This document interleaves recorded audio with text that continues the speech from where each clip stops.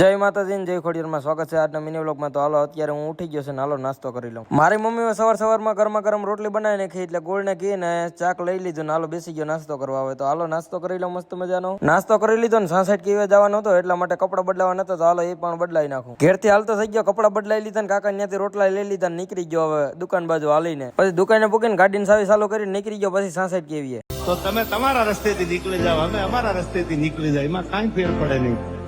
हम तो अपनी राहों में चलते रहेंगे, हमें देखने वाले यूं ही चलते रहेंगे यार। સાલો ગાડીએ સોંદડીયા બાપા ને મામાદેવના દર્શન કરી લીધા અને મંદિરે પૂકી ગયા ને કોઈ તરફ રોટલા નાખી દીધા ને આજે અને માતાજીના મંદિરની ગેટની બારોબાર તો જો ગાડીઓ કેટલી પડી હતી કેમ કે અહીંયા સોમવારના દિવસે માતાજીના મેળા ભરાય એટલે અહીંયા વધુ માણસો આવતા હોય સોમવારના દિવસે।